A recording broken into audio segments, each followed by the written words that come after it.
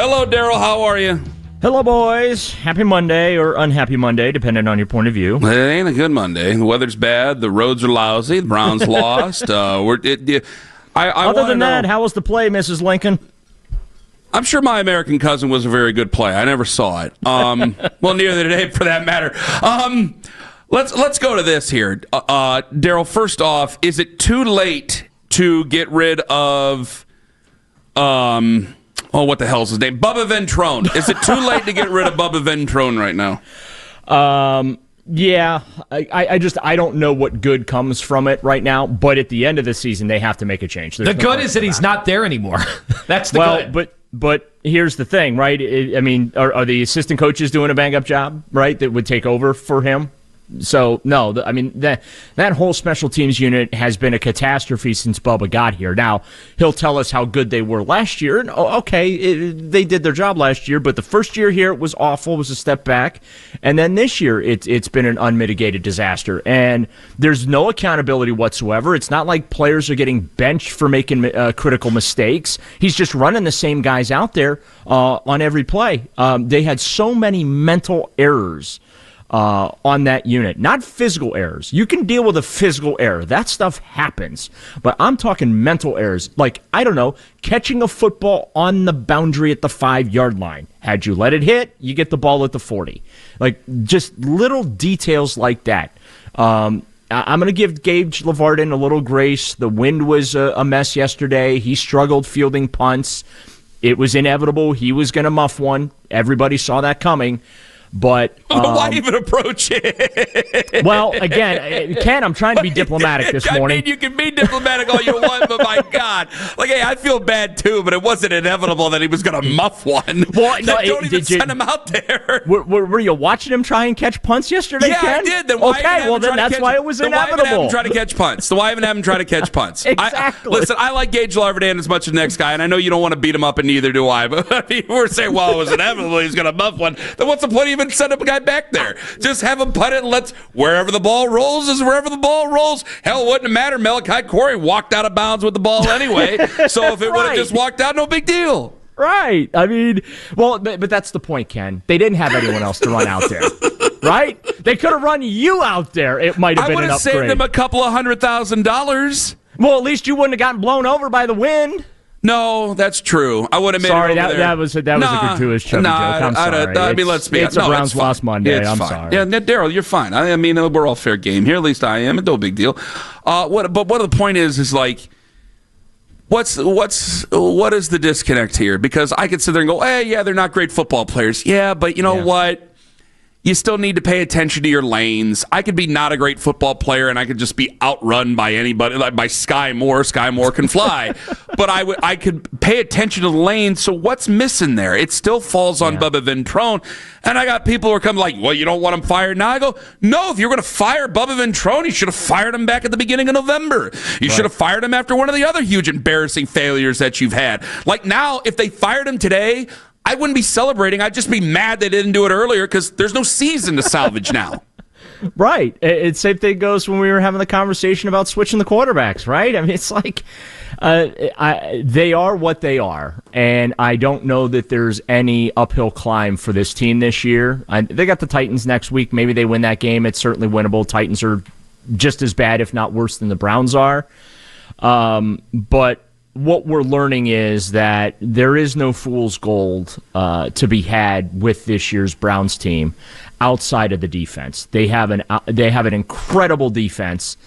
By the time they get this offense together, they're going to have to rebuild the defense. It just feels like a vicious cycle now we are about to embark on. And they have wasted that side of the football. And had they just gotten competent special teams play this year, guys, they might have been able to win a game or two. This special teams unit cost them points, cost them field position, and cost them games. That's the holy trinity of you-know-what in professional football. And yes, changes absolutely have to be made. If they keep Kevin Stefanski at the end of the year, Kevin's going to have to fire Bubba. And was it really an upgrade for Mike Prefer? Really? Like, was that really an upgrade? Because if I remember, they made that move like at the end of February. It was like after almost. It was around the combine that they made that move, and it felt like okay, they're done making changes in the offseason, and then out of nowhere, Mike Prefer's been fired, and then Bubba Ventron ended up getting hired, and they gave him an assistant head coach title in addition to special teams coordinator to help get him out of Indianapolis, and they have reaped zero dividends from that move at all. It has not worked out. I loved Bubba Ventron as a player when he was here with the Browns. He was gritty and all those things, right? But it's just his players have not performed for him. He might be a good coach, but here in Cleveland, his players have not performed for him. Therefore, at least with the Browns, not a good coach. All right, Daryl, what did you think of Shedeur yesterday? I thought he was okay in the first half. Obviously, loved the touchdown to Harold Fannin. I have been impressed with his pocket presence. He's not getting the ball out fast enough. I read a stat that he had one of the longest times to throw the football that's been afforded a Browns quarterback this season yesterday. But I felt like Kevin Stefanski took the ball out of his hands in the second half. And I don't know what Shedeur did in the first half to cause Kevin to do that, because it was 10-8 at halftime. So it was a ball game. They were in it. And so that was a little disappointing. I want to see more Shedeur. I want to see him throw the ball more. Granted, he did throw it 25 times, completed 16 passes for nearly $150, but wasn't great, didn't blow you away, but just watching him operate out there, like, you can see the potential there. Certainly potential for the big plays, but again, it just felt real conservative, and understandably so because of what was in the weather forecast and the fact that it was windy. Missing that shot deep to Jerry Jeudy, that was a killer early in the ball game, though. Had him wide open, overthrew him, and I found interesting, well, not so much interesting, but I respected the honesty from Shedeur after the game, where he kept mentioning time on task, getting reps in with these guys, and that's what's going to allow him to figure out the spacing and the timing down the field to connect on those deeper passes where he's not overthrowing guys by about 5 yards when they are wide open up the middle. All right, Daryl, they went for it on fourth down, blew up in their face. I was fine with them going for it, but then when you got people still running onto the field and nobody's ready, it's like, all right, call the timeout. If you got to punt after that, just go punt after that. I mean, what the hell? Yeah, too much confusion. It was ugly. Yeah, and Kevin talked about after the game, we work on it, we drill it, whatever. No, apparently you don't, because nobody seemed to know what the hell they were doing. I also didn't get the direct snap to Harold Fannin Jr., put Quinshon there. It's been working. Also, they put Shedeur as the deep back on that play.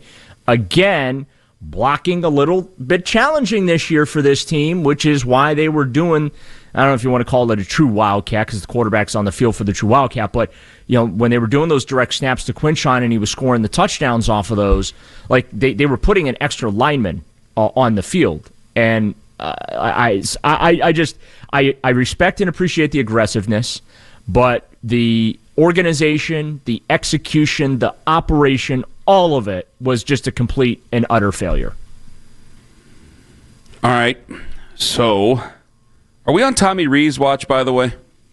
As far as him getting other jobs, yeah. What would happen if he got the UCLA job? I haven't seen anything yet this morning. Well, the good news is he can't take Shedeur Sanders with him. Well, no, he can't take Shedeur Sanders. He can have Dylan Gabriel now. Dylan can have a 12th year of college as far as I'm concerned. He needs it. Daryl, come on. Now, where does this... by the way, you were in the stadium yesterday, right? Yeah. Okay. Yeah. I just want to make sure, because I have to ask you a question. I watched on TV, and I heard two broadcasts bring it up, radio and TV, where Dylan entered the game, there was booing going on. Yep, there was. Do you believe that the fans were booing Dylan Gabriel, or somebody claimed that they showed a replay on the stage? What do we have audio here, Owen? Here is the Browns radio network. All right.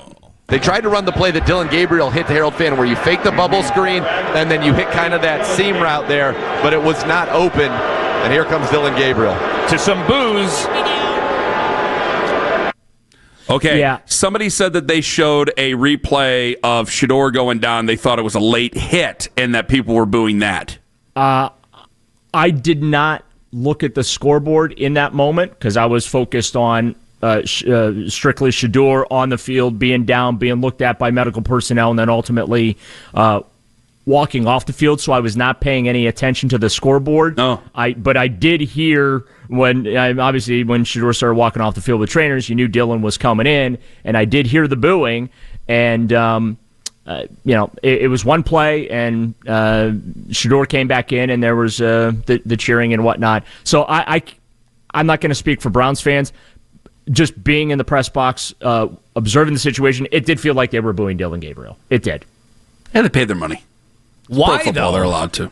It wasn't even a full house yesterday, man. I mean, there were plenty of good seats available in the upper deck. It felt like obviously the 49ers have a tremendous following. The DeBartolo family ties to Youngstown, Ohio, and the old headquarters out there. And when the 49ers win Super Bowls, they'd bring the trophies over there. I remember as a kid going over and seeing them.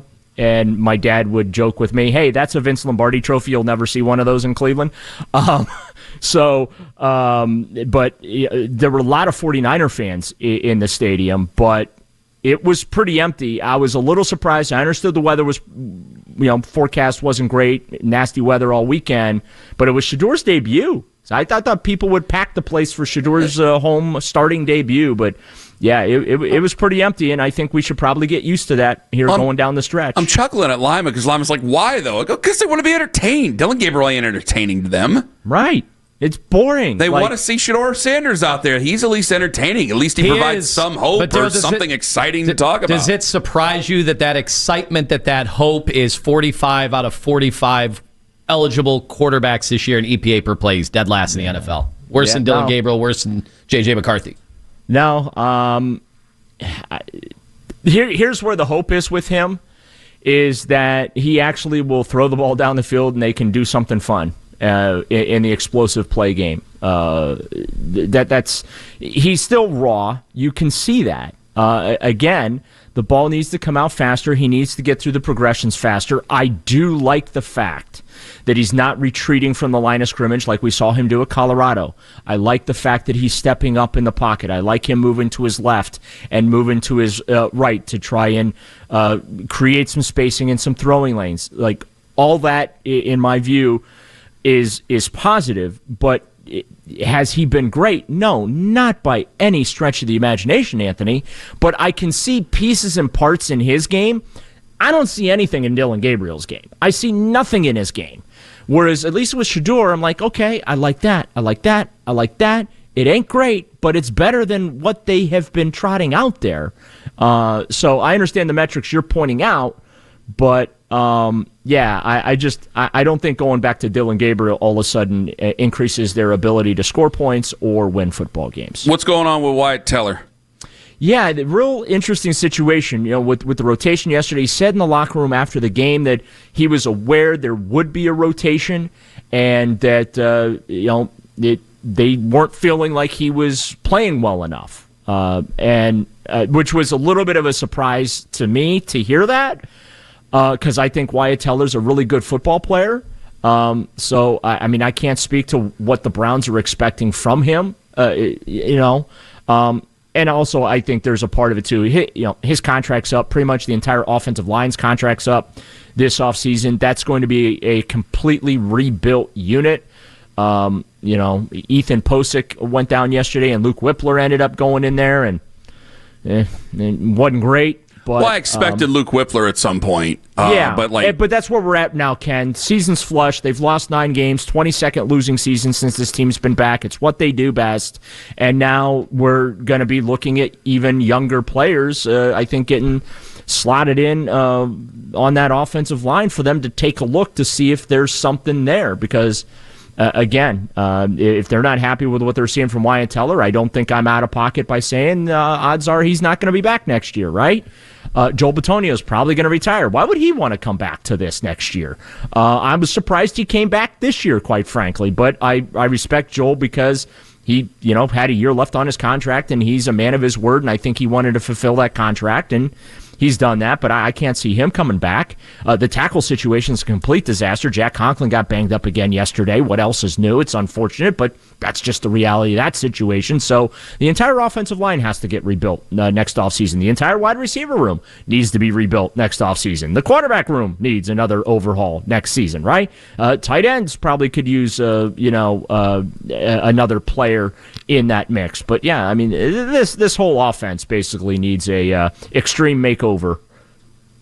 All right, Daryl. Thank you for your time. I'm sorry, Ken. Real salty morning. I feel bad. Ohio State won, though. Yeah, I didn't go to Ohio State. I went to Akron. I know, but, a lot of people that listen to us did or root for the team. So, and now I'm happy that they won. I'm happier that they won than they lost. I would have been shocked if they would have lost, but yeah, I don't know. Listen, I'm just doing my best to end on a positive note here for you. Well, it ain't going to work, not with me, buddy. All right, what about Daryl? Lima? Lima's awful quiet this morning. You got anything?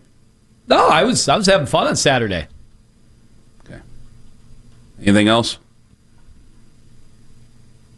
Oh, Daryl's gone. Daryl's gone. No, I'm just waiting for you guys to sort it out.